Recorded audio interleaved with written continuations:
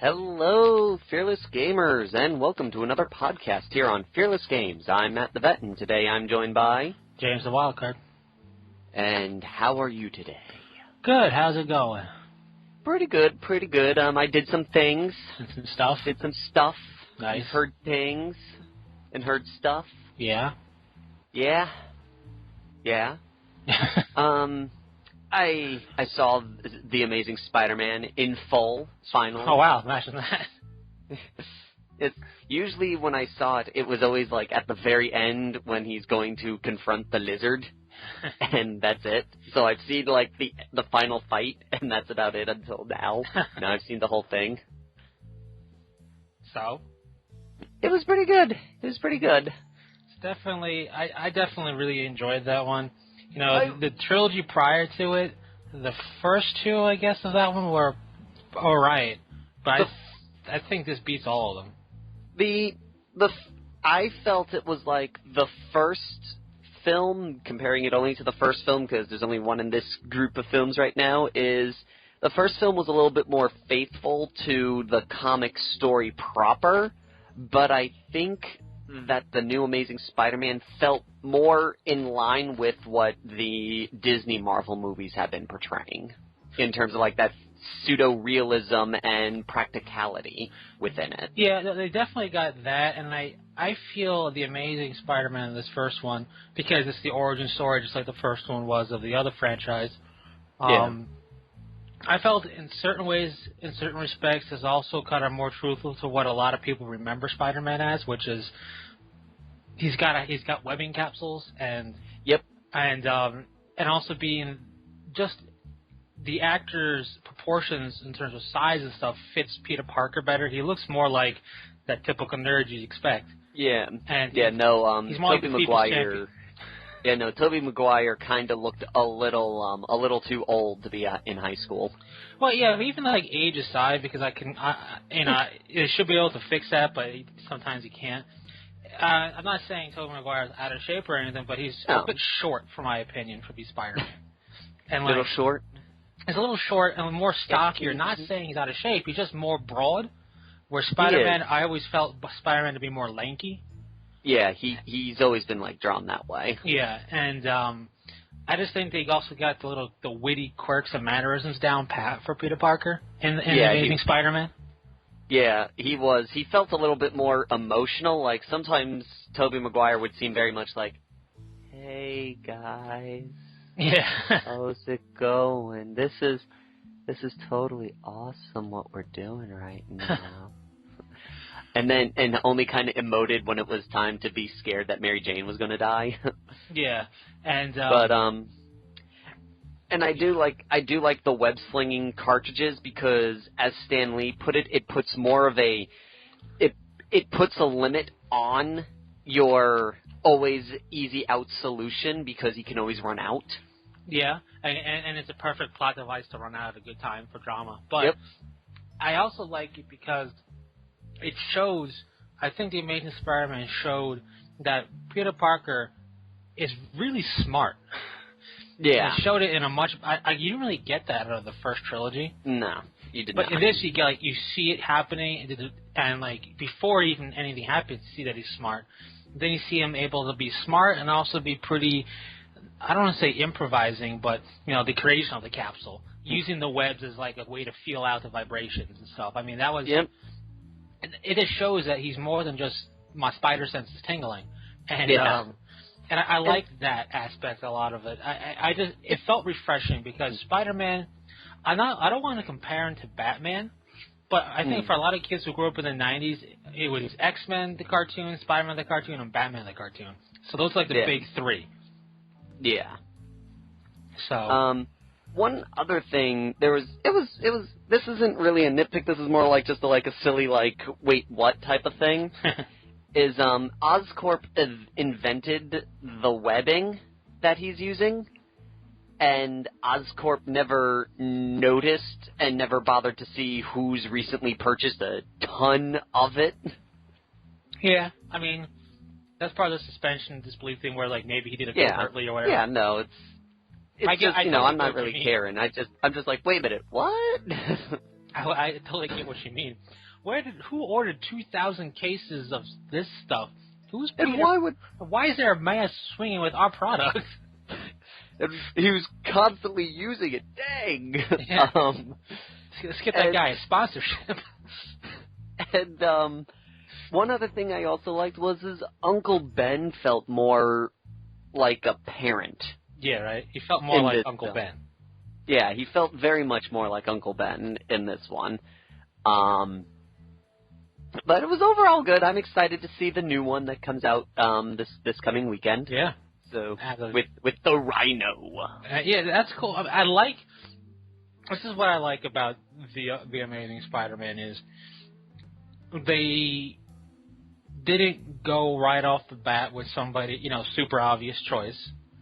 They went with what everyone kind of was asking for. They did, and don't get me wrong, that villain in the first one, he was not that he was unknown, but they didn't go with the Lex Luthor of the Spider-Man world, right off the bat. They didn't go with his arch nemesis. Yeah, they kind of had it looming in the background shadows because Oscorp. But, yeah. And in this one, they're going with. I like the fact they didn't go with, let's bring Venom into this, or let's do something. They went with stuff we never really saw on the big screen before. Yeah, the Sinister Six. Yeah, I like that they're going with things that way, and it's just refreshing because just like, I'm not a Superman fan, but just like Superman and Batman, Spider-Man can very easily be pigeonholed to like 3 villains. Yeah, and, very much so. He's got so much more going on than that, so that's pretty cool to see. Yeah, very much so. One thing, what was it, I don't know what I was going to go with. One thing I also really liked was how much of Spider-Man when he's web-slinging was actually a dude in the Spider-Man suit swinging on cables. Yeah, I'm always a big fan of practical effects. From my understanding, one of the only real pure CG moments was him swinging in the end, getting to the final fight, and the locker room battle. Gotcha.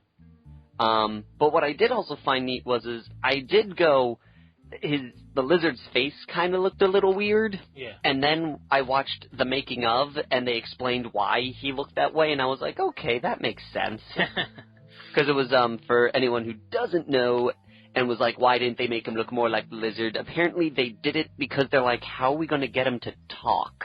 So they crafted a way for his mouth to be very lizardy, but still have the functionality for him to make words.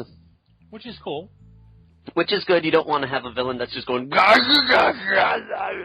right. Through the entire thing. Exactly. And, it was a little odd in comparison to, like, comic book lizard.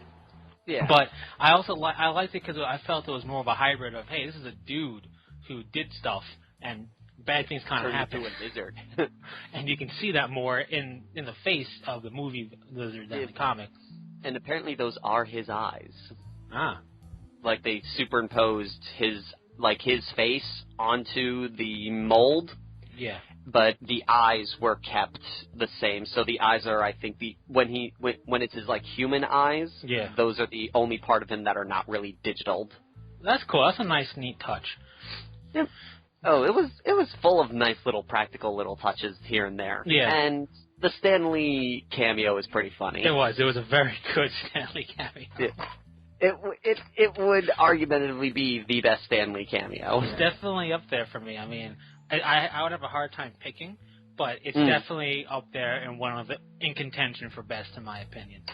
Oh yeah, I'd have to say if I had any other good moment was in Cap, the first Cap movie. I thought that was a good one. That was a good one. I also liked it in the first Thor.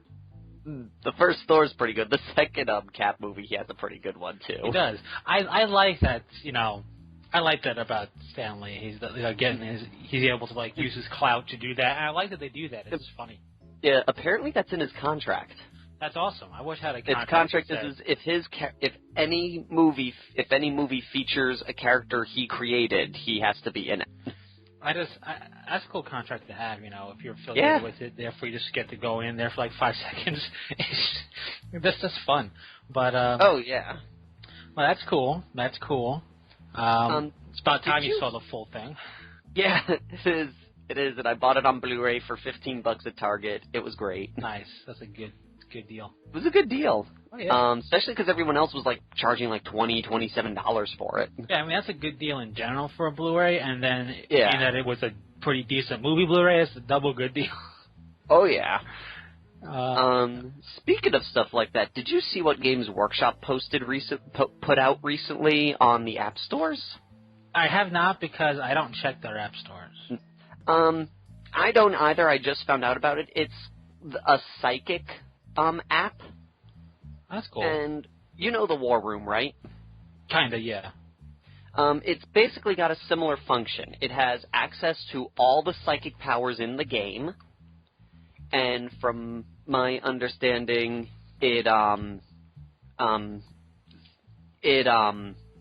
sorry, people are talking to me.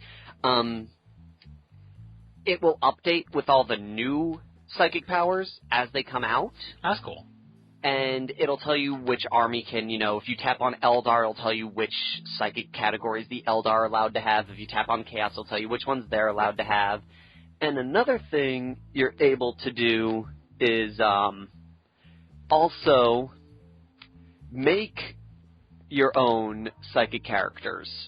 So what you could do is, like, let's just say, for example, you have, you make your own librarian. Yeah. And you name him, and you say, my librarian's name is Jonathan Matthias, or something like that. Yeah. You can snap a photo of that model that you use as Jonathan Matthias, give him the name Jonathan Matthias, and then randomly generate his psychic powers from there and manage how many warp charges he's used that turn, and it even has little sound effects of what his psychic power is making sounds of. Well, that's cool. I mean, the digital ability to do things is going to get more and more prevalent in all aspects of any type of gaming. Yeah. And it's cool. The reason why I'm saying that's pretty cool, even though I'll never use it, is because I wouldn't use it because I have the cards, and I don't feel like paying $12 for them again. Yeah, I mean, if you have the cards already, that's one thing, but if you don't, it's a good idea. I mean, it's also a lot cleaner than having cards everywhere. But I don't really use psychic powers. But you don't get the ability to go, I cast this! No, you don't. But or you activate my trap card! Which is probably for the better. But, I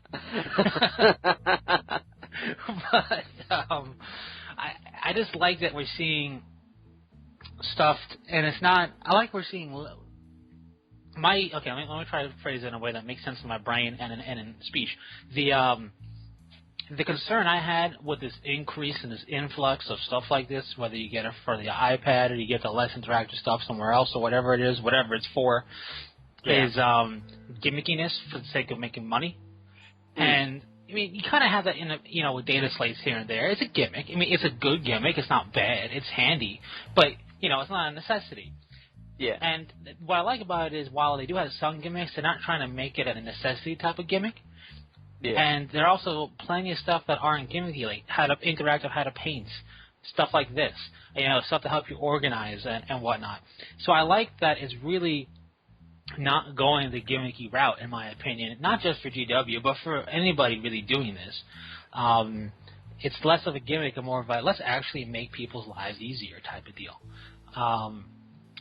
And the thing I like with that is I like that right off the bat. I mean, because with GW still, the Wood Elves have been officially announced, and I'm freaking ecstatic because I'm a big fan of them and their factions.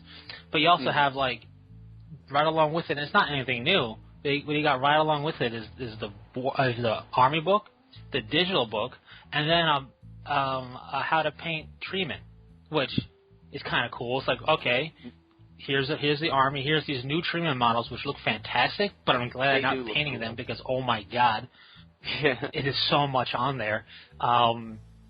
And with that, it's like, okay, if you have I'm assuming it's an iBook. If you can get this iBook and it's interactive for painting up treatment. which is a little. People might say that's a gimmick. Well, anything to sell is a gimmick, but it's a nice little like supplemental thing right off the bat. So I like that we're seeing that because you don't always get that. I mean, you get kind of the big stuff, but this is just for treatment. I mean, that's kind of cool. Because when I saw those treatment models, I'm like, those are glorious, and I would never, ever, ever want to paint one. The only thing I'm a little upset about right now is with previous releases of armies for the Warhammer 40K, we've always gotten an Altar of War to go with it, alternate missions to play instead of the same 6 missions all the time. They didn't release one for Astra Militarum. Yeah. But I could have sworn I saw a preview for their Altar of War, and I was like, oh, I got it, because I remember seeing it on the website and going, oh, I better get an iTunes card so I can buy it. And then it just never showed up. Yeah, maybe for whatever reason it got delayed through the cracks somehow. I mean, it is a little weird, but I don't know. And those are fun because, like, they throw in some crazy BS rules. Like a good example was the Eldar Altar of Wars. There was 2. One is all your HQs must appear on the field. And one guy was playing with the 8. And granted, then we had a little bit of a discussion on if technically his bodyguards counted as an HQ choice because they don't take an HQ slot. Yeah. His argument was they don't take up an HQ slot, they're just add-ons. And I went, yes, but they're like a command squad. They're an HQ choice that doesn't take an HQ slot, so they count. So either way, so it was like a thing. It's like, oh, there goes my whole strategy because all my dudes deep strike. Oh. And I was like, yes, Eldar shenanigans! Yeah, but now you got a lot of big bads right there in your face, right off the bat. Yes, but I knew exactly where they were, so I could position myself accordingly. Yeah, I mean, it's always nice to have, like, extra rules or extra missions or whatnot. And then there was just another one they had where the Eldar could everything in reserve had outflank. Yeah. And anything that outflanked could assault on the turn they outflanked. My only thought is maybe they didn't do that because they're probably setting up for a big book. I do remember them saying something about a volume that has all the Altars of War presently. Yeah. So that might be a way to encourage people to buy it. To rebuy it because it has the one that they're missing. Yeah, and, potentially whatever else when that book comes out. And the only other thing I could think of is maybe the rulebook's missions are technically the only types of missions they fight. It would make sense. They're just a big sledgehammer from Imperium. It's a unique thing by being less content, which is always a treacherous ground to go on, but it does make a lot of sense. Yeah, that's the only thing I can think of is that they might have went, this seems more like content for the sake of content and not content. Now, what's interesting, though, speaking of releasing and stuff, they announced the Wood Elves for Fantasy. Now, I don't play Fantasy. They're one of the armies I'd be definitely keen on learning more about if I were to go into Fantasy. But I mean, granted, it's not that much of a big re-release whenever they release a new product for like 40K or whatever, like new Space Marines. Granted, they did the whole tactical squad box. That's a different story. There's just not. I mean, there's a couple of new models for the Treeman, and like Durthu looks like a Treeman special guy, and the Shadow Dancer, and there's the War Dancer troop, the Shadow Dancer, Araloth. They're just not much. I expected more to be up to pre-order for an army from Fantasy, especially because it's Fantasy. Especially an army that's been begged for a new codex. Like, I'm surprised. And I don't know if maybe they'll do it later. I don't know what their strategy is for releases, and I don't know what's in the book. Like Orion. Yeah. If Orion's still in the book, I'd be interested to see why they wouldn't redo some of the models. 'Cause some of those models are a little old. Well, now that you think about it, one of the things I did read a while ago was that they were trying to do like the old school way of releasing it, not releasing everything in one big trump and spread it out so every army feels like they're getting something every so often and not, here's your stuff, now we're going to ignore it. Oh, no, it totally makes sense what they're doing. It's if like, that's my thought, too. But the big thing with it is, I just feel like sometimes you got to lead with your big guy, like Orion, if they're going to redo that. And he's still up to buy. I'm looking at everything there. It's just that I just feel, obviously, if there was going to be a new unit or whatever thing new, they released for that. So I do like that. I'm always a fan of the idea of resculpting some of your important older stuff. models. Your older, more important stuff. You know, like, hey, there's Orion, King of the Woods. When you compare how he looks, I mean, he doesn't look bad, but then you compare, his sculpt is fine, but when you look at just the new Treemen that come out, he looks like he could use an update in that regard. And speaking of the Treemen, every time I say that, I think of Half-Life with the Freeman. But I'm not drawing this comparison because there's no way, shape, or form a relation to the two, but they remind me a lot of the Avatar Kane. They do. I know a lot of people actually have been taking that Dark Elf statue and turning it into an Avatar of Kane lately. Like if you're gonna play like a Maiden World, this Durthu guy would make a perfect like Maiden World Avatar. Yeah. But I don't know. I'm just happy to see that they're up with the times. I don't know anything about the game anymore. I mean, I got the basic ideas. I wouldn't pick up the book, but I would be interested to see after release how people have adapted to the new Wood Elves and see what they bring to the table. They just seem interesting. Yeah, they do. They definitely do seem interesting. Yeah, and speaking of the Freeman, you've played Half-Life and Half-Life 2, I assume? Or I have not. I own them. I have yet to play them. Either of them? Either of them. Any of them. Okay. So then you probably don't have any real idea on a theory for the G-Man. No. Okay.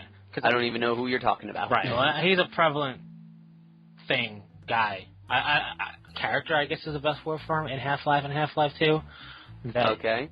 And I've been thinking of it recently because I saw something fairly recent on theories about the G-Man to this day still. And that's the one thing I like about the Half-Life series, and it's not the only game to do that, but it's definitely one of, let's say, the older games that still have people thinking about theories of characters and whatnot.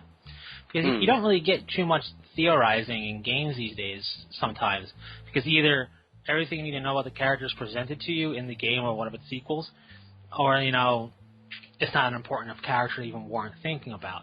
So, didn't they just announce that there's going to be a new Half-Life game? There's a prevailing theory / joke about Valve is that they can't count to 3, because you had Portal 2, you had Half-Life 2, Half-Life 2 Episode 1 and Episode 2, but they never got to 3. So, yeah. I thought I heard somewhere that E3 they're going to announce something Half-Life related. Every year after Episode 2 happened, that's been the rumor. And, okay. And it's kind of like Duke Nukem Forever, only it's not going to suck when it happens. Hopefully. No, Valve won't let that happen to Half-Life. It's one thing about, if there's one franchise that I've always had faith in when stuff comes out, because between Half-Life and Half-Life 2, that was a pretty good distance of time. Kind of like Blizzard. I have faith in some of their core titles. Now, Half-Life 3 or Half-Life 2 Episode 3, that's, I think what you may have heard, and I think what I've also heard fairly recently, is that it seems there's a more prevailing thought that instead of being Episode 3, it's going to be a third game. I still don't know on that because they haven't really said anything, to my knowledge, fairly recently. But I want it because the story isn't done yet, and I want to finish the story. They might be just taking a page out of Blizzard's book of making games. Maybe. Because they take forever. They do. But those are good games. The biggest thing I like about Half-Life, for those fearless gamers who know absolutely nothing about Half-Life, you should fix that by playing it. But I actually own all of them. It's the sad thing. Yes, well, at least I got them as a gift from my girlfriend's brother because he got one of those like Valve packages. Yeah. Because he did like a special achievement which gave him everything. Yeah. And he's like, here, I already own all these, and he gifted them to me. I was like, sweet. They're definitely worth playing. Even the first Half-Life, even if you don't have, because the nice thing about Half-Life number 1 is there's the original Half-Life. So if you're still playing on a 20-year-old computer, you could play it. But because the original Half-Life didn't require a video card to play. Dang. That's how old it is. Then they have when Half-Life 2 came out with the Source engine. The Source engine is also an interesting engine. That if you look through the history of the Source engine, it's basically a super polished Quake 2 engine, but which is weird. But they took the Source engine. And they did what I wish other games would do that produce stuff with newer engines, and they redid Half-Life 1 without changing a thing in the Source engine to kind of update the graphics a bit and give you more realistic water effects. And it's not going to make it into Half-Life 2 looking, but it definitely improved it a lot, which was a nice thing that they did. So those two are both Half-Life. What I also seem to like, which I find interesting at least here, they don't have any DLC offers. There really isn't any DLC for Half-Life, except for the episodes for Half-Life 2. Yeah, and, which I like that from the sheer fact that a lot of times when I feel like you get these DLC extra missions and extra modes, I'm like, why didn't you put this in originally? Yeah, I mean, the thing that really bothers me about some DLC packs now, the reason why Half-Life 2, Episode 1 and 2, and The Lost Coast, which is the Lost Coast was just something showcasing a new part of their engine. You can play it, it's fun, but it really is there's something to show you kind of like a wow factor. You know, it really, it's nothing big. It's not really generating any new story. But Half-Life 2, Episode 1 and Episode 2 were basically like expansions that they released to download. Yeah. It would be like if Brood Wars came out and they just downloaded it, you know what I mean? The thing that irks me about DLC for a lot of companies is, here's downloadable content. And all you're downloading is the, let's say, bit of code to unlock what's already on the CD or the DVD or the Blu-ray. Like, you'll see some games, like, here's downloadable content, and it's a whole, like, extra missions or whatever, or a whole big slew of stuff that would be megabytes of stuff. And you're downloading like a kilobyte or so of data just to unlock it that you already own. So I'm paying to unlock something I already own, which I really hate. So I hate that a lot. So I think that's stupid. And I like that Valve just went, it's downloadable content is going to be expansions and stuff like that really matter. One thing I also really can't stand, and this is just a little simple thing, is DLC that was originally exclusive to like collector's edition purchases.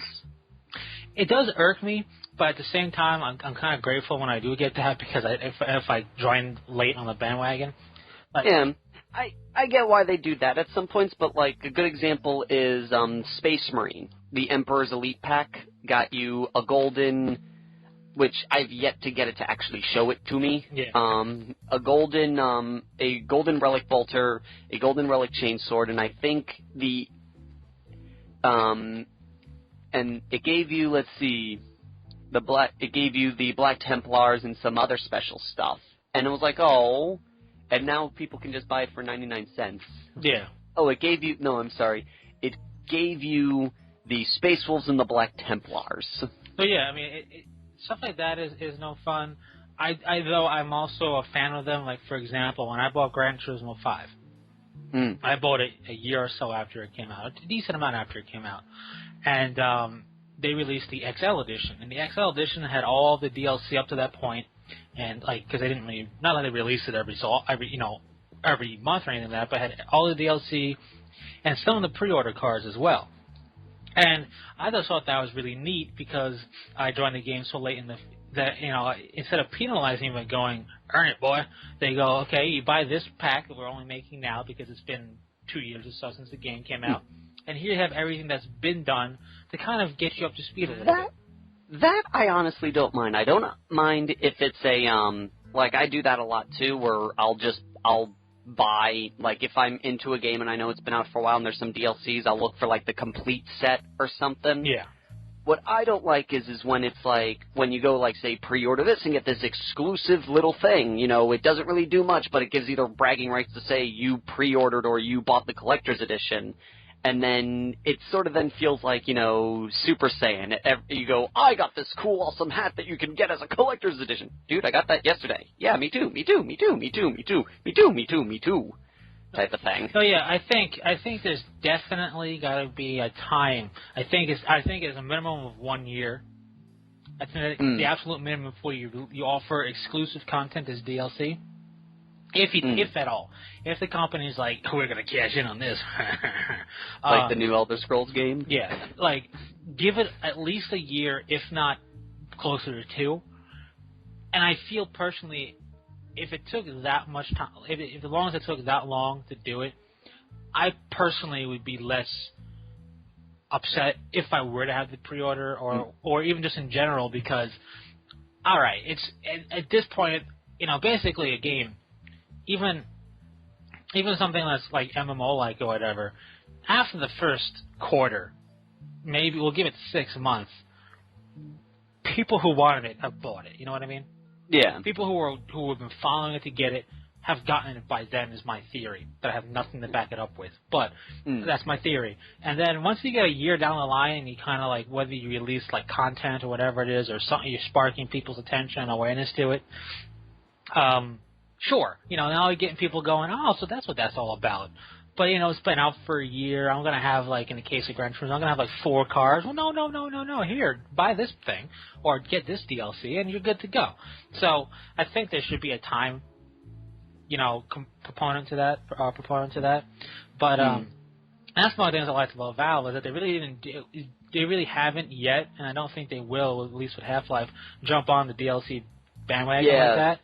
And they're a very cool company. They are pretty cool. And the thing I like about the thing that I think drew me to Valve was the first Half-Life game because of how different it was at the time. And you may be saying, well, Wild Guard is not different at all. Is it, Steve? No, it's not. But the big difference was the characterness behind it. The Half-Life is the quintessential strong silent character, aka has no lines ever. Yep.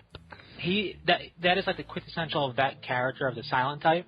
And the thing I like about it is he's not some military commando or some genetic experiment. He's an MIT graduate in theoretical physics. Yeah.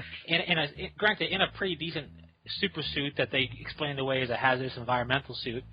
But you're not a trained, you know, bad man pajama. You're an MIT graduate working at this place as a scientist. So it was vastly different from Doom Guy, who was like, you know, Doom Guy, or like who was like the Marine, like, you know, like whatever, the Space Marine type character from the Doom universe, or a Quake, which had like, who even knows what they had as their character concepts because they've been all over the place. But it was just a dude, like a scientist. The only thing that separates him from the NPCs and white lab coats is his hazardous environmental suit and being controlled by the player. I thought that was really cool. And another thing that was kind of cool that I do want Valve to revisit is Valve, I don't know if it was done through Valve or through Valve's consent. I'm not 100% sure on these two, even though I've owned them and I've played them. There was Half-Life Opposing Force and Half-Life Blue Shift. Half-Life Opposing Force, you take the roles of one of the military men who come in after the quantum event happens that, you know, causes the whole Half-Life storyline to happen. The military eventually shows up. You play one of those characters. You get the military's point of view of what's going on, which was pretty interesting. And then they did, that one was not as long. Half-Life was the longest. Opposing Force wasn't that long. The shortest of it was Half-Life Blue Shift. And in Half-Life Blue Shift, you play the security character Barney, or Barnes. I forget if it's Barney or Barnes. Or Barney Barnes. Maybe. You play that security character, and the funny thing about that is, in the intro to Half-Life, you're on this monorail going into where you're supposed to go. When you're passing this one door that has a security guard banging on it to get in because the door's locked, that's the character you play in Blue Shift. So it's kind of like a cross thing there, and when you play that character, you get to see Gordon outside of his hazardous environmental suit. And when you're playing as Gordon, you get to see Barney just banging on the door. But that whole story is through that character who has a recurring role in Half-Life 2, which is why I even make mention of his name. I don't remember Opposing Force's name because he hasn't shown up yet again. But I hope he does, because it would be a cool thing to kind of bring it all full circle. But in Blue Shift, he plays a security guard, and all he's trying to do is get out of Black Mesa. So you get that going on as well. So it was a cool little, poor Black Mesa spin-off games that did that, which I thought was, I just thought that was kind of cool. I played those; those were fun. But yeah, and if anybody doesn't know what I'm talking about when I said the game Half-Life, you might have been living under a rock, and you might want to correct that and if you don't want to play the original Half-Life, there is a video series out. It's got mature language, so there's a disclaimer right there. But it's got there's a video series out. It's not finished yet. It's made by this YouTube channel called Accursed Farms. It was on the Machinima channel or whatever it was, called Freeman's Mind. And Freeman's Mind spawned off a whole thing of Barney's Mind and whatever the character is for Opposing Force or whatever it is, whatever Half-Life Opposing Force, Marine guy. Those are two spin-offs done by two other people that were nowhere near as good as Freeman's Mind. Freeman's Mind is done by this guy who knows how to video edit and knows how to do things in a professional manner. And the whole thing about Freeman's Mind is he plays the game, but it's not your typical Let's Play. In fact, it's not a Let's Play at all. He occasionally uses no-clipping cheats and whatnot, not to bypass stuff, but to make it more like he's Gordon Freeman trying to survive, so he'll climb up stuff that you normally can't climb. But he plays the game, but instead of being, hi, this is so-and-so, and I'm playing Half-Life, he's doing it as this is Gordon's inner monologue. So he's playing, it's why is nobody paying attention to me, and why won't this door open type of stuff. It's his inner monologue, and he's also kind of giving kind of an external monologue in relation to what the characters are saying. One of the NPCs goes, let's say he goes something man, this has turned out to be a really bad day. It's shut up, I could have told you that from the beginning. Stuff like that. And it's just a really good commentary, little video series called Freeman's Mind. If you do a YouTube search on that, they're up to he's up to episode 56 or whatever. It's not done yet. I don't know if he plans to go to Half-Life 2, but if you want to get a good kind of feel of what the game is like, and then have some fun, witty commentary, because it's actually as if the player is Gordon Freeman, I'd check it out. It's really funny, but it's really funny. But he doesn't change any of what goes on in the game at all. He's still playing through the game.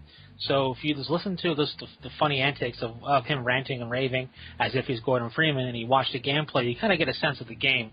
And then somebody putting in their own thoughts of what Gordon would be saying at a time like this. Because remember, he's just an MIT physics, graduate who's doing theoretical physics or something like that in Black Mesa. So he kind of gives that type of idea to it as well. Definitely recommend checking that out. That's cool. You know what I'm really upset about with Steam right now? What? Is they stopped releasing the Monkey Island games after the second one. Oh, how many are there? There's technically 5, but really only 4. Gotcha. There was Secrets of Monkey Island, I believe is the first game. Then Monkey Island 2, LeChuck's Revenge. And then my favorite one, the one that I've played, The Curse of Monkey Island. And then there was a 4th one after that, which was okay. It wasn't that grand, but it was still had very much the Monkey Island charm to it. Right. And then there's a small Tales of Monkey Island, which is an episodic adventure. I think I heard about that. What I like about it is some the fourth wall jokes, because the joke is Guybrush, the main character, he keeps all of his loot in his pants. So whenever he grabs an item, he puts it in his pants. Yeah. And so if you open up your inventory, near the later games, people will be like, "Hey now, man, not in here." Or when you go up to a knife, he's like, "No, I like to keep the number of sharp objects I keep in my pants to a minimum." That's good. That's a nice take on inventories. And since it's done by LucasArts, there's always a Star Wars joke somewhere. In in Monkey Island 3, they basically LeChuck goes to Guybrush. LeChuck's is the main villain, and he goes, "Don't you recognize where we are, don't you, Threepwood? Search your feelings, you know it be true." That's good. In the fourth one, you're swimming in a bayou, and there's an X-Wing in the background. It's always good when a game can do that. Yep. Oh, and it does a lot of that stuff. It's great. And I'm just ticked. They did the first two games, then they did Tales of Monkey Island, and they haven't released the other two. And I'm like, oh, just release them all. Yeah, right. Speaking of Steam with that, Steam always has decent sales going on, throughout the year. And one of the things, it wasn't like a hardcore sale, but I picked it up, was Metro Last Light. Yes. Now, Metro Last Light is a sequel to Metro 2033 or whatever it's called, which I have not played, but I knew enough about it where I could play Last Light, because it was always something. I'm always interested in like a post-apocalyptic type of survivalist game like that. Yeah. Oh, it's not too bad in price now. Yeah, so I'm like, all right, I'll play Last Light, because, one thing I liked about Last Light when I was looking into it versus 2033 is that, it's less about killing the demons and more about progressing a story. Not that the other one wasn't. The other one progressed a fine story, but this was kind of like the aftermath story. Okay. And I found that more interesting than the meat and potatoes for whatever reason. I just did. So don't judge me. Anyways, I'm judging you. So I picked up Last Light. Now, I knew enough about 2033 to know what they're fighting in the dark, know about the Dark One story and what happened with that and why Last Light is after that. But one thing I did not pick up on from 2033, because I did not play 2033, and even if I did, I wouldn't have been able to pick up on it, short of reading some reviews, which I did, which was a morality system. It's a morality system that exists off-screen. You can't really see it. From what I've been able to check out with, with the menus and whatnot, there's no really saying, you're here, and the total is here, or whatever it is. And the reason I bring that up is because both Metro games have an ending and a better ending.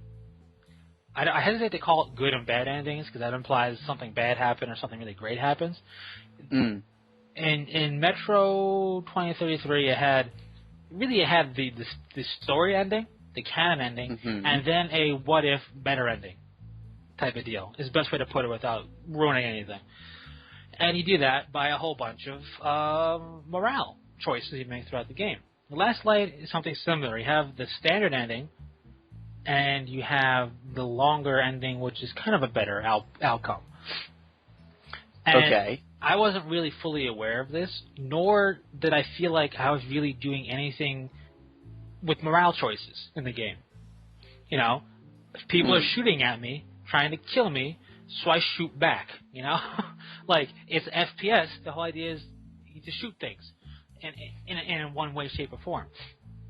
And the thing about the game, that while it was a fun game to play, I kind of felt about the game overall at the end.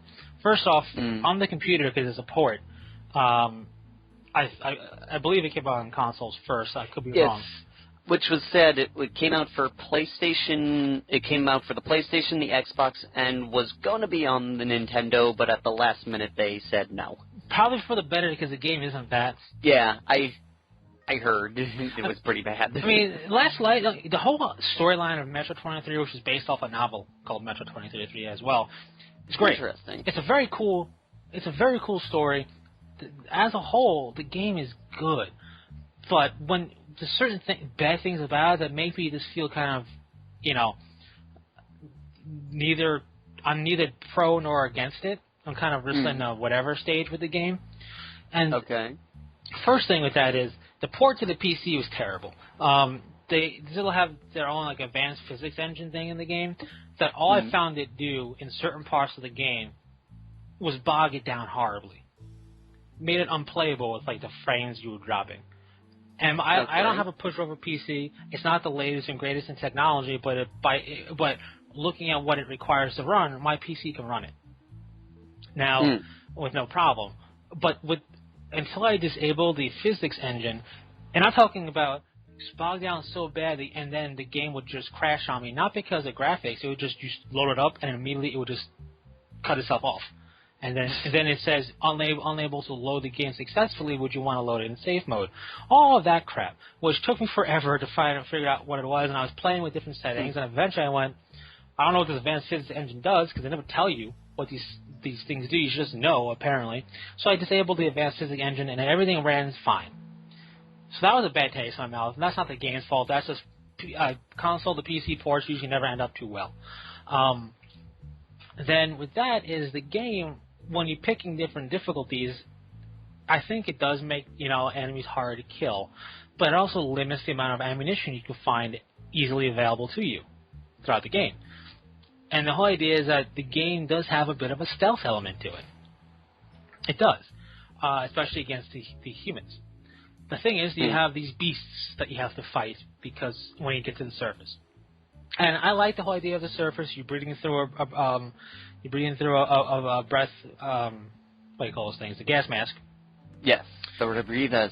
Yeah, you have to breathe through that, and you got different counters you got to find. You got a limited time until you run out, and you have to replace them. And if you run out of all that, you basically slowly die. I like that. It makes sense. It gives you a sense of urgency.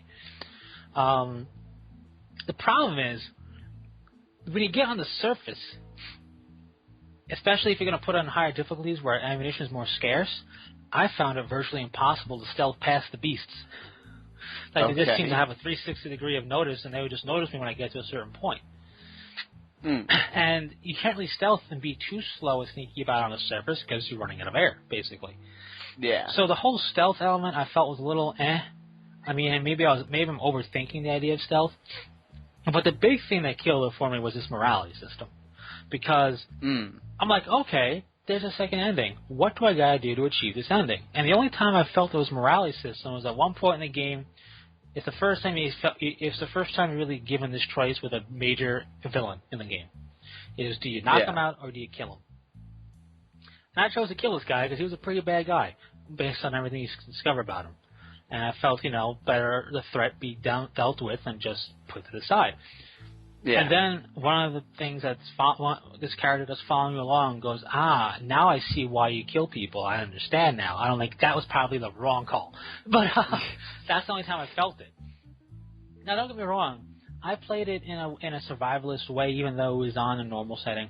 So when I encountered enemies that would surrender, or if I got the stealth on them, instead of killing them, I just knock them out. Quicker, quieter, made more sense. So I was kind of doing the morality thing there. But apparently, I don't know how much you have to do this, but don't kill humans. It's basically a big morale thing. Which want to kill all the humans? But here's the deal. There are several points in the game that you are caught in a trap where you're basically being shot by every direction. What am I supposed to do? I really can't get out of there until they're dealt with. You really want me to stealth around and knock everybody out in some way, shape, or form when they actively know I'm there and trying to kill me. That's one thing. The second thing was there's musical guitars really, in one way, shape, or form. That part of the morale thing is you play them. You interact with them once, and then the screen flashes white a little bit. And that's part of your morale thing to get this better ending. I'm like, are you kidding me? What? It's like, what are you doing to me? So all of that, and then I saw how much you had to do, and it was a lot. It wasn't just like other games where be good for a good amount of time and you're set. There's a lot of stuff you would have to do. I hate when it dictates what you must do throughout the whole game. Yeah, like there's a lot of stuff you have to do throughout the whole game to basically get the better ending. I don't know which one's the canon ending. I have no idea. But because if it was something easy enough that I could have went to a checkpoint and proceeded on, I would have done it. But it wasn't.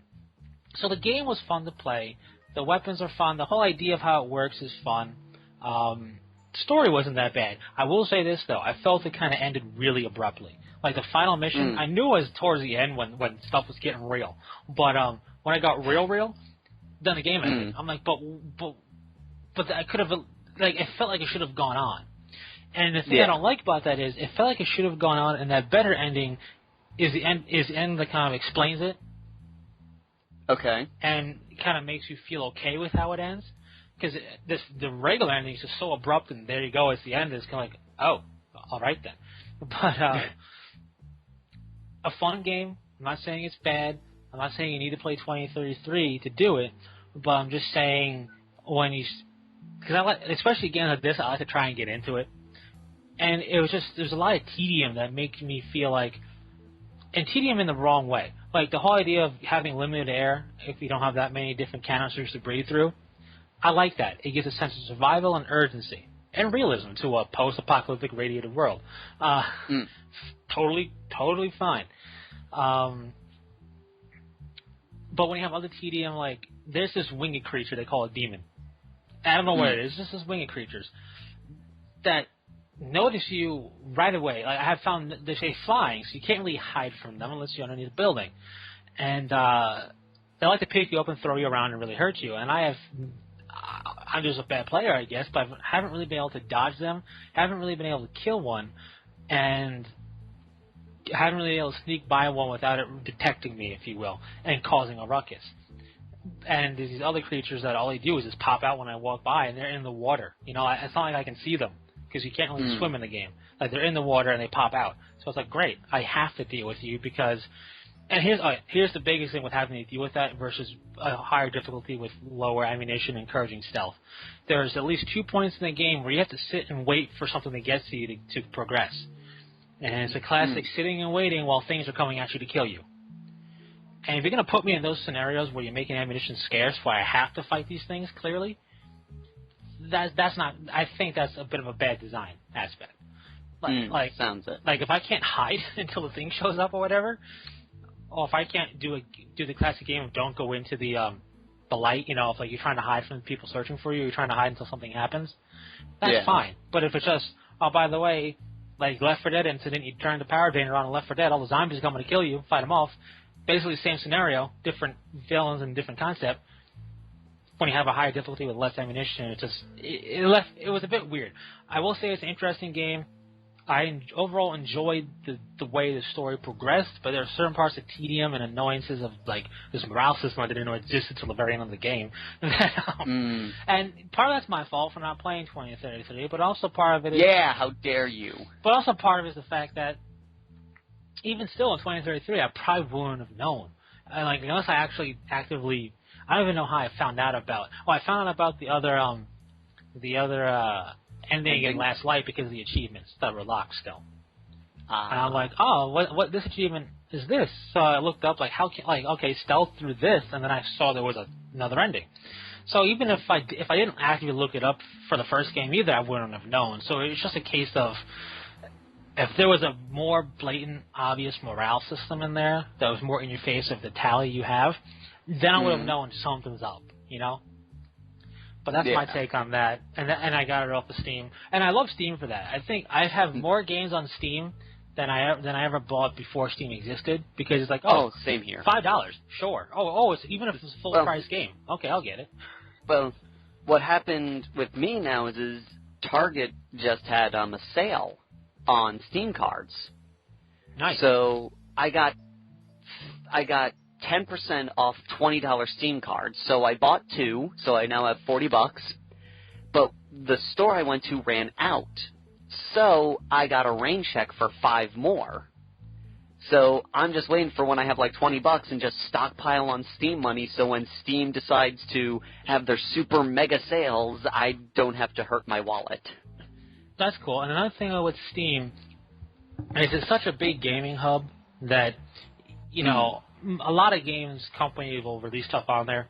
Not all do. I'm not saying this is definitely not your one-stop shop. EA's been trying to battle with them recently with Origin. Yeah, it's not your one-stop shop, but it's definitely the most popular in my opinion. Now, another thing with Steam that I don't know much. I know Origin Games has their own thing, but I don't know too much about what they fully support. But Steam has a lot of. Now, I'm not an indie gamer. But they got a lot of indie game stuff on there, and some games that are kind of cool looking and kind of fun that are like, you know, independent games that might otherwise wouldn't have really gotten exposure and you wouldn't really see that Steam is up there on Steam. Yeah. And I just think that's really cool. I don't know, like, I have one game, I don't remember, Little Inferno. I don't know if that's classified as an indie game or not. But a little Inferno I stumbled across. I saw it on Steam, and it's the weirdest concept where you just burn things in a fireplace. And you burn different combos and stuff together, you progress through it, and it actually has a story to it, which is kind of weird. And it's kind of a weird, creepy story too. Like, I liked it, but I would have never seen that anywhere else. It definitely, like, they don't. Aside from the fact they don't really stock PC games in the stores anymore. Yeah. Even if they did, you wouldn't have seen something. Well, they only stock the AAA titles now. Yeah, and even when they did stock games, you weren't going to get a full spread. So I think Steam is pretty cool for that respect. There's some indie stuff out there. There's some of those fun, catchy games that you play for fun, things on there, and they kind of revitalize games a little bit. Yeah. Steam, from what I've been hearing, at least this is just from what I'm hearing and all that, is Steam is doing indie games for PC what Nintendo's been doing for indie games on the console region. Right. Is just making it easier for them to get exposure, like especially with like the Greenlight wing with it, with all the games that can be greenlit now. Yeah. I just want the one game that I greenlit to actually go through, and it hasn't. And I'm like, oh, I want it to come out. Right. But no, it's totally true. And another thing they did is, for example, Deus Ex. Mm. I own the physical copy of Deus Ex. I actually own a Game of the Year edition. Yep. But I owned that so long ago, I don't know where half of my discs are anymore for PC games. Oh, it's now available. Steam has it. Like, Steam had, like, you can do stuff with Steam where it's like, oh, look, Half-Life 1. Well, makes sense, obviously. But then you have, like, Deus Ex.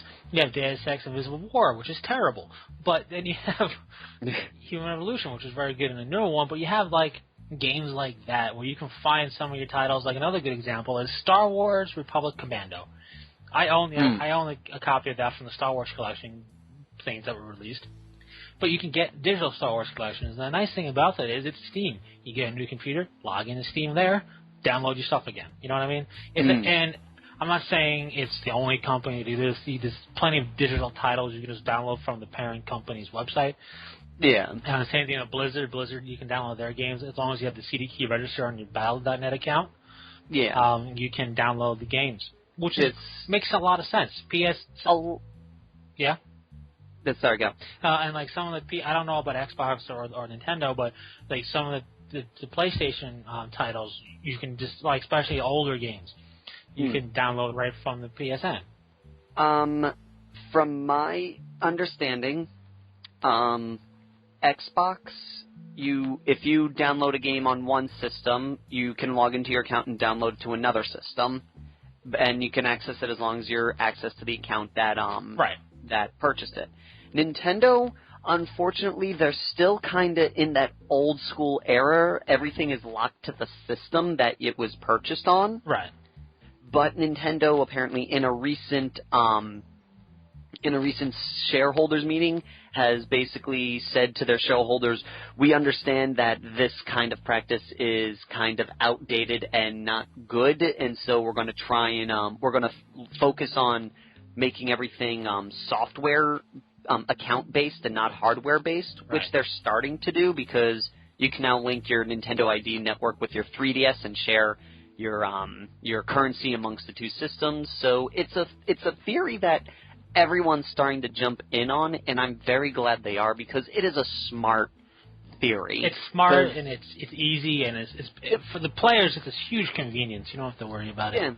Like, with Steam, what was the greatest part is with Steam, I could go to Elena's house and just go, hey, I just played this really cool game, you gotta see it, and just log into my account, and bam, I could show it to her. Yeah. Instead of going, oh, here's my game discs, oh, wait, oh, I left game disc at home, no, wait, CD keys and all this other junk, and just makes things a lot easier to get the word out on games. Especially when it comes to CD keys, because the CD keys are often not on the CD, they're on the CD case, or in the booklet sometimes. And sometimes you can only use them once. Yeah, it's a better off thing that way. Now, alright, I got a quick question for you. Although unrelated. Now, I have to set it up. Would you say DC and Marvel, right? Mm-hmm. I'm not saying which one are you a bigger fan of, but would you say that maybe you know a bit more about DC than you would Marvel, judging that you followed the Green Lantern for so long and whatnot? I definitely do know more about Green Lantern than I do of Thor, which is the Marvel comic I've been following on Marvel. Yes. Right, but would you say by and large that means you have a bit of a better understanding of the DC universe, or would you say the Marvel universe you understand better? I think I understand them both a little equally. I think I might understand a couple of historical events better in DC than I do Marvel. Okay, just because we often talk about Marvel. I think we talk about Marvel villains and heroes that we're a fan of and everything. Yeah. And I think part of that is, for me, for sure, I just know more of the characters in Marvel than I do DC. So I'm curious, on the DC route, if you had to go top 5 heroic characters, would you be able to give me a list? I asked that because the other day it took me like an hour to fill out 5. Top 5 heroic characters. Just because it took me so long to figure it out because I just really wasn't sure about characters in DC. I got my 5. Now, heroic as in just like, these dudes are really, these are what heroes are supposed to be type of thing, or just these dudes are good guys? Good guys. Okay. Like, and I say that without the Doctor Doom symbol. Like people, will joke about Doctor Doom being the greatest hero, but yeah, clearly he's he is the hero of the Fantastic Four, and Reed Richards is the villain. Yeah. Right. That type of thing. But actually the archetypal hero and villain. What they're meant to be. Okay. That would be Hal Jordan. Okay. Superman. Okay. The Flash. Okay. Batman. All right. And Captain Marvel. Okay. Who's now Shazam, right, or something like that? Oh no, Captain Marvel is invoked by the power of Shazam. Right, but wasn't there like a name issue with Marvel? No. There is a dude called Captain Marvel. Yeah. But from my understanding, he's still called Captain Marvel in the in DC's universe. Okay. It's just that they talk about the power of Shazam. Oh yeah, the power of Shazam. I didn't know if it was just a nickname thing, but because I've heard him referred to a lot as Shazam also, which is why I was wondering. I think a lot of people. I think that's just I could be wrong. I don't follow Captain Marvel that often, but he's still called Captain Marvel. Like in the newest Justice League War. Yeah. He was called Captain Marvel. Okay. I think people just call him Shazam to distinguish between the two in discussion. Gotcha. See, now I lost... Which he's an awesome character. I would like to learn more about him. He's really cool. He is a really cool character. And I think I lost my 5. It's so... no, I think I remember my 5 again. It would be... this is in no order because I don't have an order for this. The Flash. Mm-hmm. Which, by the way, the negative Flash, whatever, the stupidest villain concept. Reverse Flash? Reverse Flash. Because it makes him sound like he's super slow. But, yeah. Well, he's supposedly supposed to be just as fast, but he just is he's a little bit more smarter than... It's just such a bad name. Flash. But yeah, it is weird that he's called the Reverse Flash. Flash, Zatanna. Mm. Because I think talking backwards is a cool idea thing. It's a cool ability. Cyborg. He's cool. He's cool.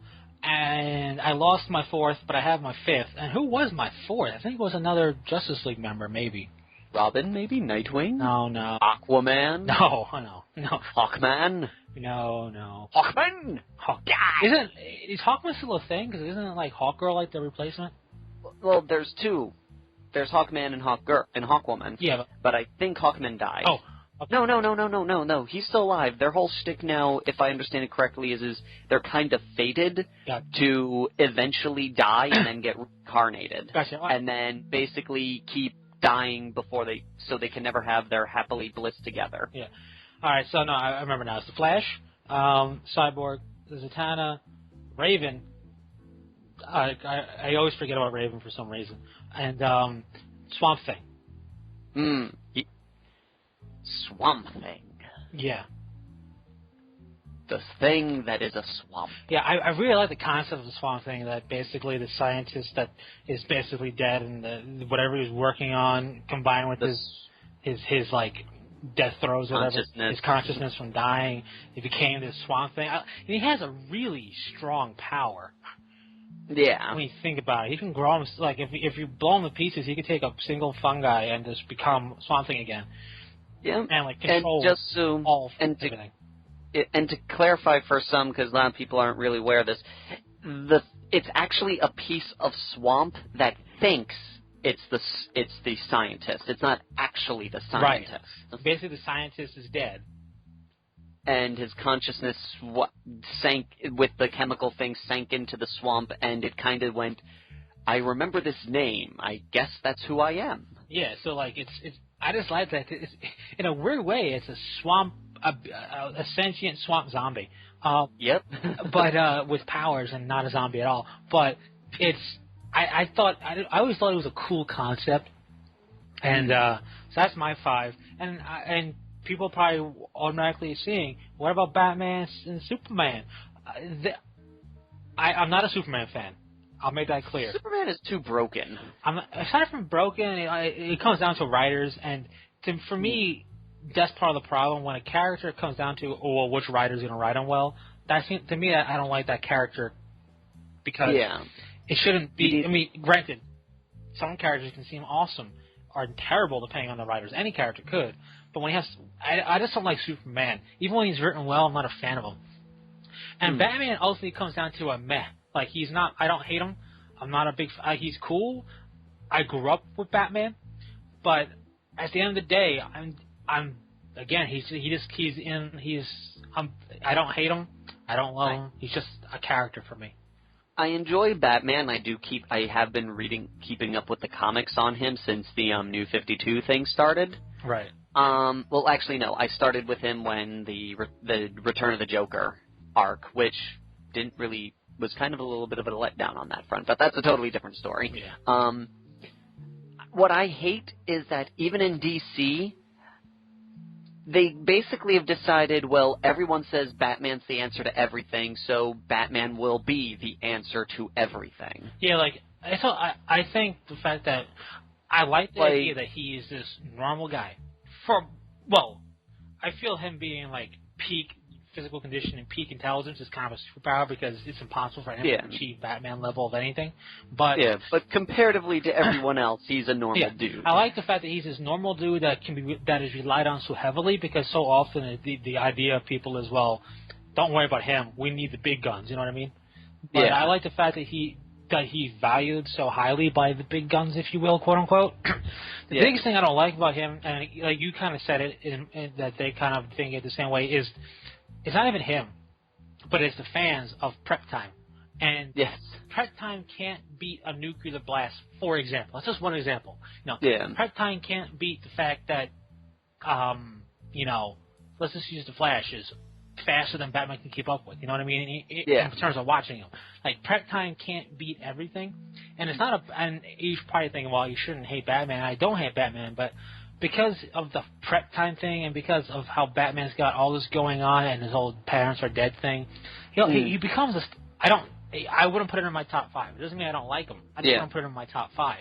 And what I really don't like about him is not even him, it's the fans of, well, Prep Time, he could beat anybody. So, you're telling me that nobody else is prepping in this Prep Time you're giving Batman.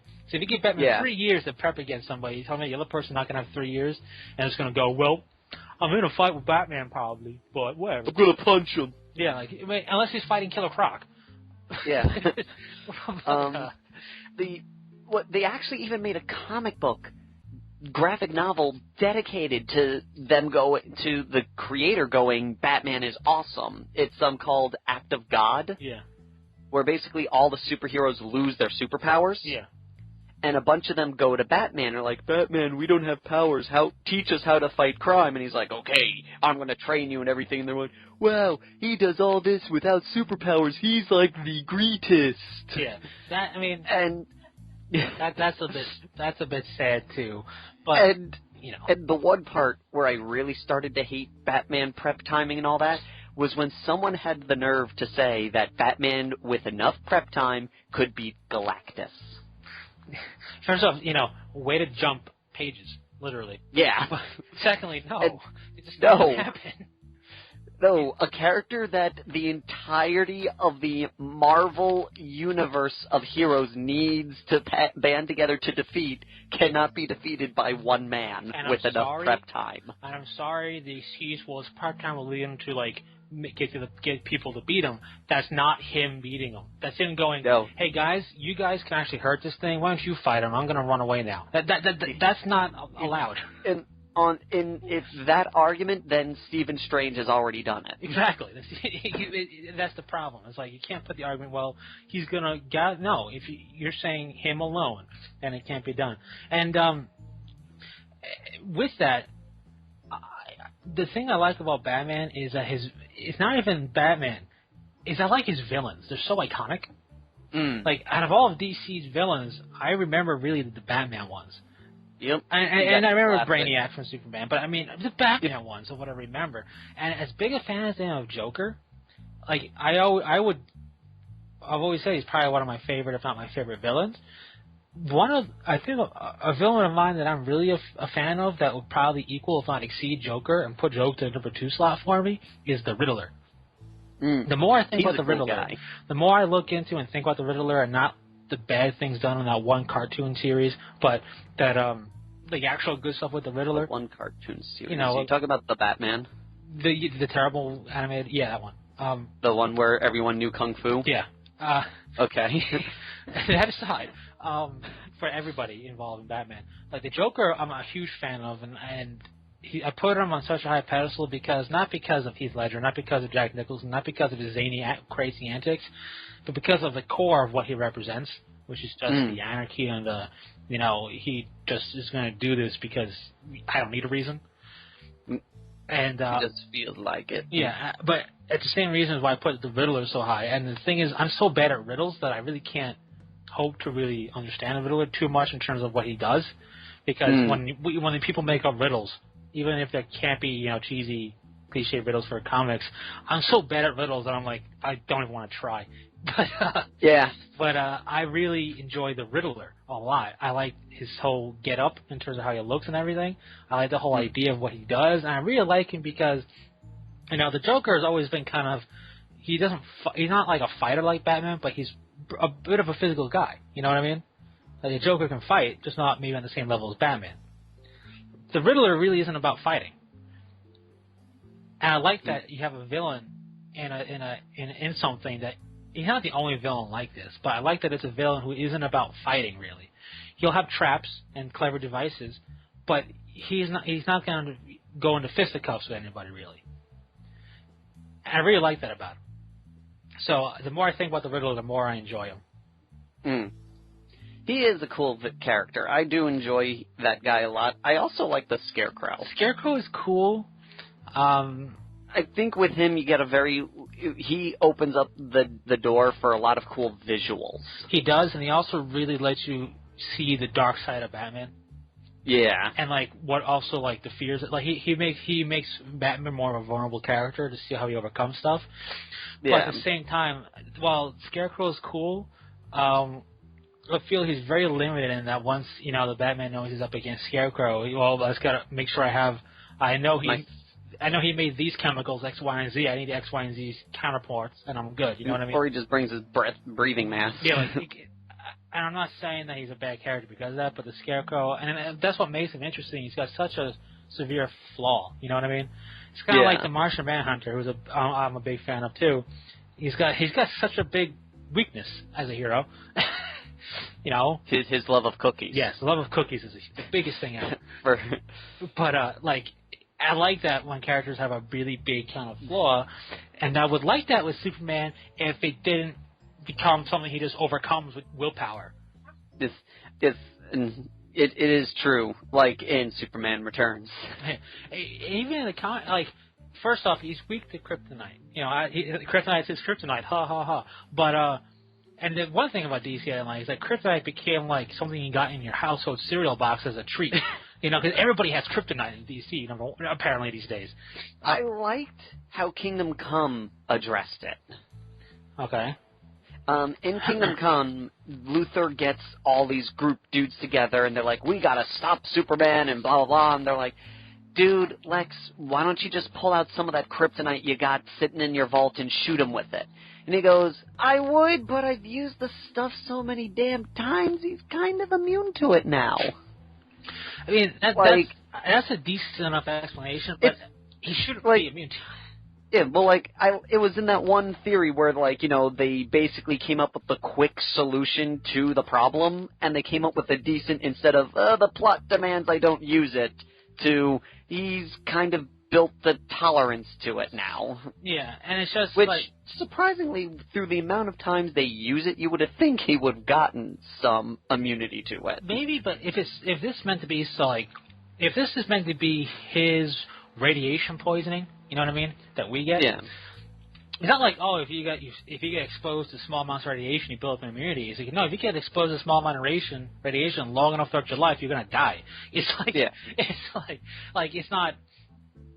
That's the thing. I would, and that's how I view with Kryptonite Superman, is that, okay, he's been directly poisoned by kryptonite so many times that he should have a permanent illness by now.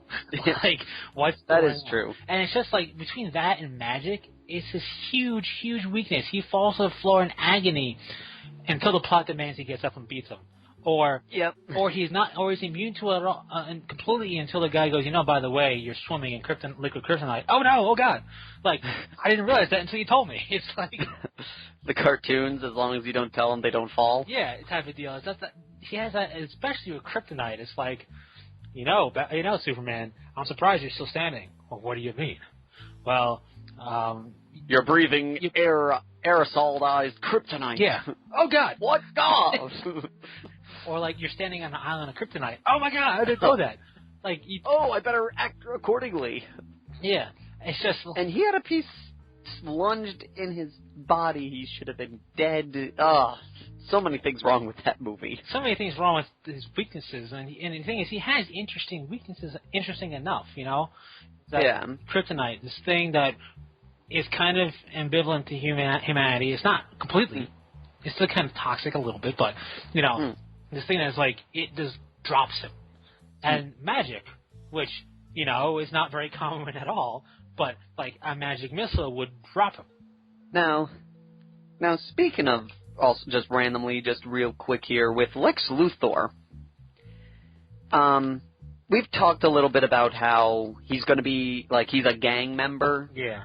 And all that in the new film. Well, but not literally, but he's got the mentality. He's got I thought it was he was from a gang, and he had all the tattoos on him, and he became a business theanthropist and all that. I think he's got that mentality, but I don't know if it's been confirmed that he rose up through a gang. I don't know. Because that was what I heard once, and when I thought about it a little bit, it wasn't the rumor that he was going to be a gang member that bothered me, because you can then think, that's where he gets his, his criminal organization ties to sell everything through the black market, because it would be understandable, where did the super business theanthropist who grew up with a silver spoon get tied up with underground gangs and all that? Yeah.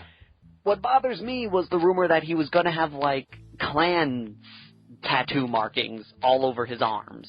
Oh, the whole tatted up Lex Luthor thing is what visually the thing that bothered me the most.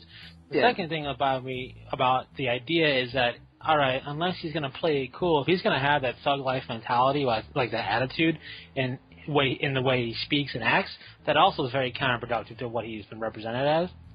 And I don't think he would be that big of a business theanthropist if he talked like that. Me either, but I don't know how they're going to justify what he is or whatever.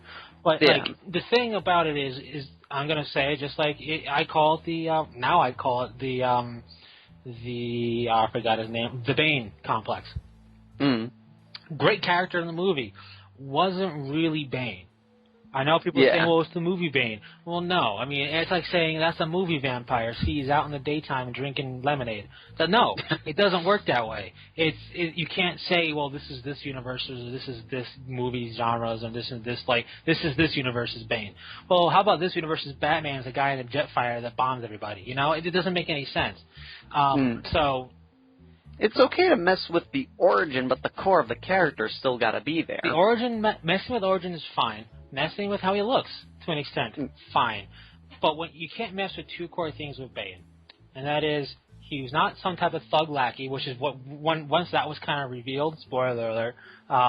That really hurt him in terms of visually in my eyes of being Bane. You know, like it didn't feel like he's a special name thug. He's just like he was in Batman and Robin. I almost he looked better in Batman and Robin, but like you know, being some thug lackey kind of really takes away some of the shine for Bane for me. And you know, the accent not being a Hispanic accent and stuff like that, fine, whatever. But the second thing that was critical, which is why I don't really enjoy the character of Bane in the movie that much as Bane, is there was no at all relation to Venom. Yeah. And I'm not saying it didn't even, you know, they had the perfect opportunity when they said it when the mask thing hurt him. That was kind of dumb because like basically took away his pain meds. Yeah. But if that weakened him because he wasn't getting like an aerosol dose of Bane or something, if that was perfect opportunity. Or if they said, you know, or if they had Batman discover like a vial of some type of chemical that is called Bane, you know, called Venom, or whatever, on the street or something like that, or some type of really potent steroid that's being produced, and you see him use just something to make the fans go, okay, that's why he punched through cinder walls and punched through a pillar. Because otherwise, they don't explain that. Like, because towards the later on in the movie, when he's fighting Batman and he's punching, he swings and misses. He punches partially through a concrete pillar, and it's like, whoa! We need to address this issue. I understand we're going for realism here, but he punched that and didn't even flinch. Didn't even break his hand. Yeah, didn't break his hand. He didn't flinch. Went through it. We need to explain this.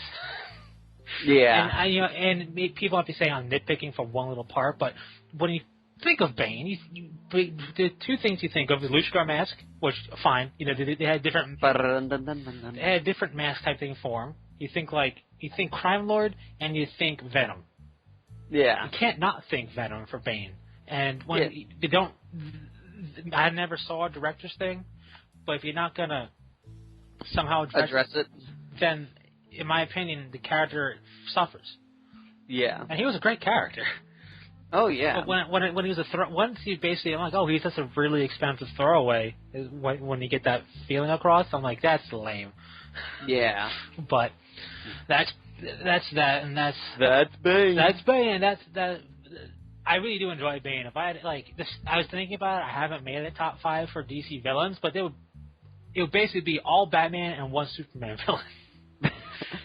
I do like Brainiac. I wish they'd use him instead of Zod and Luthor, which is like the only two people they ever use, and that discounted Bizarro Superman. Yeah, I mean Brainiac would be the one Superman villain, and the rest would be all Batmans. It would be Riddler, Joker, Brainiac, Bane, and I really like Killer Croc. So Killer Croc is cool. But I would subtract that to go for the what is it? Deathstroke?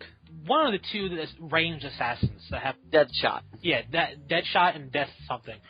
The one that has like the more cybernetic masky, the other one that has half mask. Well, the half mask, you know, half black and half yellow. That's Deathstroke. And then like Deadshot. Deadshot is the sniper. Yeah. So one of those two I could sub out for Killer Croc because they're really cool. They actually made a really cool, like, there was like a series of short Batman cartoons, and it was the best use of Deadshot ever. Because, like, instead of just being, oh, he's really good at shooting, he was theatrical about it. Like, when we first see him, he's sitting on a Ferris wheel, and he fires through the Ferris wheel, in the Ferris wheel, through the theme park, between two buildings, into a window, through the stem of a wine glass, and kills the dude that he's sent to target. And you're like, okay, that's a real cool visual. And then later you found out he planned that. He planned it that way, and they built it up to, he doesn't just go out and shoot people, he has to plan it out to make it the most impossible shot ever. So when people figure out how he did it, they go, man, is he good. That's kind of cool and kind of a nice like little he did thing. one that Batman had to stop. He planned it where he was on a train, and two trains would cross each other, and there would be a split second where there would be a hole between two train cars where two doors would line up, and that was when he was planning to shoot through them to hit the guy there. Gotcha. Oh, and he was on a third train that was on another rail that just happened to cross by. So, like, that was a cool idea of making the character. Yeah, he's cool at shooting, but he's not just cool at shooting. He makes it this real, like, what's that crazy invention thing? Yeah, he, like, Rube Goldberg's his shots to, one, make it hard to figure out where he is, and two, just so he could go, I'm that awesome. I mean, that's definitely a cool concept, and it's just, like, and I think it's something to be said that my most memorable villains, and I know of other villains from other characters, are from Batman and Superman, even though I'm not a Superman fan, and Batman I enjoy, but I'm not that big of a fan of. To have memorable villains, I think, helps sell the character, you know? Oh, yeah. You go in for the hero, you stay for the villain. Yeah, I mean, I really like the Flash because I really like the powers. And really, the big reason I like the Flash, he's got kind of like a Spider-Man type wit to him a bit. Yeah. And he's got one of my favorite powers, which is super speed. But I don't really know much about, except for Reverse Flash, I don't really know much about his villains, and Reverse Flash is stupid. So. Yep. I know about Captain Boomerang and Cold. I know Mirror Master and the Top. Right. But, like, I don't really know them villains too well for him, but I just like him as a character, and luckily enough, for me, not really luckily, but lucky enough for, like, putting me in that top 5 is because of his power. You know what I mean? Apparently, Flash's biggest villains is this group of villains who are just doing it for the sheer fact that to make it just like their job. Yeah. They're just like, we don't want to work, so let's go rob a bank every so often. Right. I mean, it's just that's it's, and the thing is, I've only I don't know too much of Superman, but I just touched the surface of Batman villains. There's so many out there, and that's why to bring this full circle, talking about the Amazing Spider-Man, how they didn't go with this typical, like, Green Goblin. They didn't Batmanify the first movie, if you will, or Supermanify it too. Oh yeah, either or. Those two are they're just so. I don't want to say overused, but in a sense they're overusing villains when there's a bunch of other ones. And Spider-Man is in the same boat, I'd say, as the Superman, Batman, in terms of having a lot of classic villains he could get used in his movies, or get used in general. And I like that we didn't just start off with the Green Goblin or whatever it is. I like that while the Lizard is kind of known, you know, the fact that he wasn't really in the first three, he was kind of like mentioned as an Easter egg thing. But surprisingly, interesting enough, I'm not a fan of Electro. I don't think he's that cool of a villain, especially the guy who's playing him. But I was actually really turned on by Amazing Spider-Man 2 when I discovered Rhino was going to be in it. Yeah, and I was like, oh, that dude, the dude with the Rhino suit. Yeah, okay. I like that route, so they went with Rhino. It's good. But it's just overall, I'm glad that they're kind of course, they're classic Spider-Man villains that Spider-Man fans are going to know about. Yeah. But it's not the movie formula that is the Batman-Superman formula of the same three villains every time, basically. Yeah.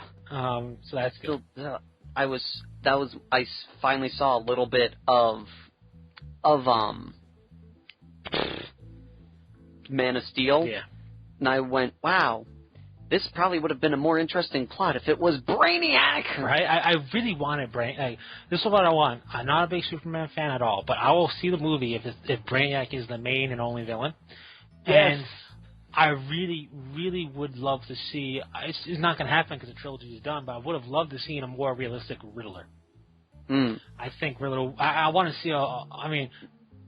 Recast Jim Carrey. I still think he did a fantastic job of what he was given, but I want to see the Riddler done well. You know, not done well on an actor's perspective, on the writing. Yeah. The acting is fine, but because in defense of Jim Carrey, he was told to act like the Riddler in the Adam West TV show, not the Riddler in the cartoon, because Joe Schumacher really liked the Adam West Batmans, and that was the Riddler he remembered. And in that version, the Riddler is the way Jim Carrey was acting. Right. But, he did a great job with the direction he was given and the script. And if you give And all we need is another actor or Jim Carrey, again, somebody to do an equally good job with a good script and direction. And I think the Riddler would be turned out way better than what people saw him as. And I think he would have been perfect, really, as in the Nolan Batmans, and he still can be perfect in another Batman. And it's just and it's not like he's that unknown. Maybe the fear is that he's also a guy in a suit that's weirdly colored. But, get over that. The only other Superman villain I would tolerate, though I think he can't be a villain by himself, he needs someone to be there with him, would be Doomsday or Parasite.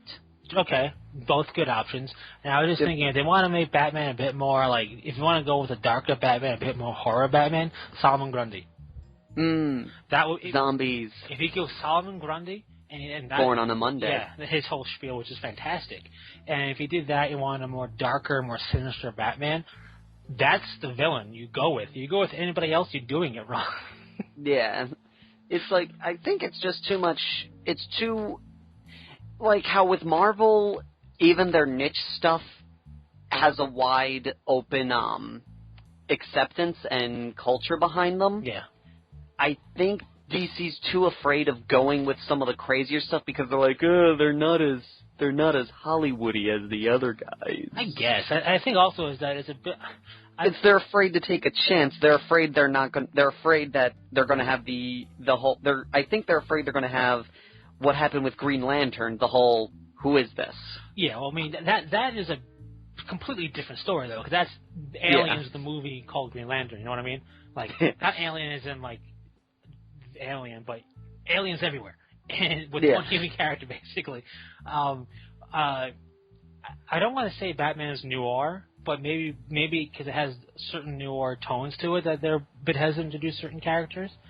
And I just want to finish it off by saying I've been watching Big O recently, and the reason I'm making that segue is because he's like Batman with a big mech.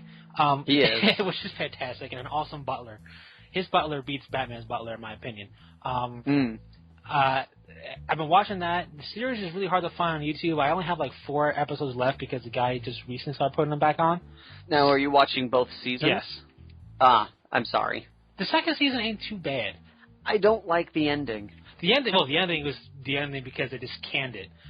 Well, the ending was so stupid, and apparently what I discovered, in Japan it only ended at episode 13. We were like, we need more, and so whoever ported it over went back to the studio and went, look, guys, could you make us another season? Well, with Big O is that the weirdest thing is they made Big O for an American audience, so they did that and they saw it did so well that they made the second, and then second got just cut, basically. Yeah, I hated when you find out what's going on, you're like, what? Oh, I know. I've seen them all before already, but I have to watch it to its end because and the first 13 were great. I love the first 13. First 13 were great, really good. The ones after that aren't bad. It starts going a weird loopy way that they needed more time to talk about that they didn't have. And the worst part was that one character that he's like, I hate robots, and then you discover that 99.9% of him is a robot. Yeah. And you're like, so you're a self-hating robot? It happens, I guess. But I just started watching that again, and it's like Batman with a mech is how I always like to describe it. Fighting other big things. And that reminded me, talking all about this, and this is a question I'm going to leave for the Fearless Gamers. Who remembers Ronin Warriors? I know Ronin I do. Warriors. I really love that show. It got really weird, and I couldn't follow it half the time, but I'm sorry, quake with fear. It did get really weird, and it got hard to follow, but all I cared about was when I armored up and started fighting things. So, and the Emperor Talpa. I want to know who remembers Ronin Warriors. I know I do, and once... It's going to take a while till I get the last 4 episodes or 5 episodes of Big O, because whenever this guy decides to post them. So I'm going to look for Ronin Warriors, see if I can watch that again, because that was a fun show. I don't care if anybody says that. That's not how samurai armor would be or how you would fight. You're not getting the point. You know what's also funny about that? It's the only Cartoon Network show that when I was in high school and when I was watching it, and I kind of did a double take because it was the only show Cartoon Network in their Toonami lineup allowed the showing of a butt on TV. Yeah, it's true. And I was like, wait, that was a butt. You can't be doing and then this. I remember that I recorded it because I was watching Reboot or something, and I was after school, so I just had it record all of Toonami. Yeah. And I rewound, I was like, no, the Cartoon Network just legitimately showed a butt on their children's cartoon lineup. Yeah, because that just didn't happen. But yeah. It did on Ronin Warriors. But the thing I liked about it, I'm like, this is really cool. It's a lot of fun. They don't have a big mech. Nope. And it's like just a bunch of armor suits. It's Power Rangers without the Zoid. Yes. Yeah. Which, speaking of, I was in a parking lot, and one of the car license plates said Zoids. Nice. Nice. I mean, which was another good thing. But Ronin Warriors. It popped into my head the other day. I haven't looked for it yet because I was finishing off the bagel up to the point that I got to. So I just remembered here before we sign off. I was wanting to be like, who remembers Ronin Warriors? Put it in the comments. And who was your favorite character? Yeah. Mine was Anubis. I have to do a double. He was the one who screamed "Quake with fear." Good line. It's always a good line. Yeah, and a great voice for it. Oh yeah. He just went "Quake with fear." They're all good characters, which is why it's hard for me to pick. I'm going to have to see if I can find a couple episodes to make a judgment call. Hero-wise, it was the green armored one, the one with the big sword. He was cool. He was my favorite Ronin warrior. He was cool, but yeah, he was my. It didn't help. It also helped that green's my favorite color. Well, that is a good help, but they were all good. It's hard for me to pick. I'm gonna seriously have to see if I can find some episodes just to watch them again to see if to make a call. But yes, Ronin Warriors. We remember it. Do you? Yes. And so with that, we are way out of time. Yeah, we are. So out of time and over budget. Yes, we've just lost money. We closed down. That's it. This is the last episode. So real quick, we're gonna explain everything like they did in the last episode of Big O. Ready? All right. See you later. But everyone's a puppet. We're all Muppets. That's why you only see us from the waist up. Yes. So thank you all for watching. And until next time, fearless gamers, this is Matt the Vet. James the Wildcard. Saying take care. Peace.